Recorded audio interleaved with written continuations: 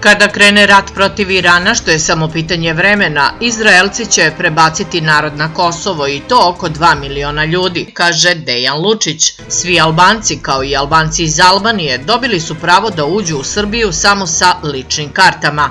Operacija Mojsije će se desiti vrlo skoro. Izraelci će prvo naseliti Kosovo, a posle dolaze i u Beograd. Nisu oni džabe zidali zgrade u Beogradu, Paliluli kao i u Novom Sadu. Beograd na vodi je njihov. Čućete ko je sve likvidiran covidom jer se protivio predaji Kosova.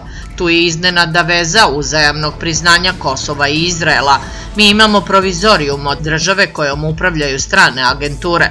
Poslednji čuvar Srbije je Srpska crkva i zato nastoje sa svih strana da je unište. Istakao je Dejan Lučić u intervju za Slaviju Info.